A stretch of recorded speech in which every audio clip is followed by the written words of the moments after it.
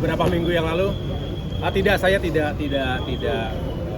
merujuk kepada siapa, tetapi yang kami rasakan, para kader rasakan juga kok beberapa saat yang lalu itu ada upaya seperti membentur-benturkan, kemudian seolah-olah tidak sejalan, seolah-olah tidak dalam satu frekuensi yang sama, padahal kedua pemimpin tersebut, kedua tokoh tersebut, Pak Prabowo, Pak Presiden Prabowo, Pak SBY itu bersahabat dan terus saling berbagi, memberikan masukan-masukan karena Pak SBY sangat ingin Presiden Prabowo sukses memimpin negeri ini. Karena kalau beliau sukses, rakyat yang akan menikmati berbagai kemajuan dan kesejahteraan.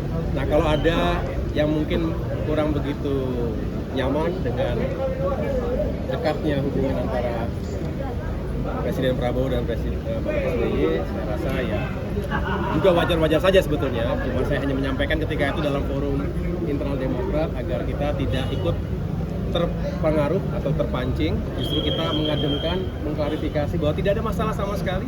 Pak Prabowo juga selalu meminta pandangan Pak SBY, sebaliknya Pak SBY diminta tidak diminta memberikan masukan dan dukungan di berbagai forum, diketahui maupun tidak diketahui, dan intinya adalah karena beliau berdua ingin Indonesia semakin maju. Itulah dua negarawan yang menurut saya kita jaga dan kita kawal.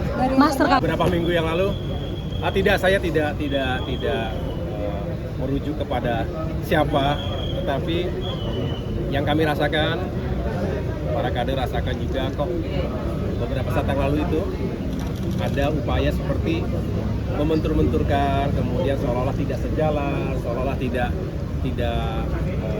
dalam satu frekuensi yang sama, padahal kedua pemimpin tersebut, kedua tokoh tersebut, Pak Prabowo, Pak Presiden Prabowo, Pak SBY itu bersahabat dan terus saling berbagi, memberikan masukan-masukan karena Pak SBY sangat ingin Presiden Prabowo sukses memimpin negeri ini.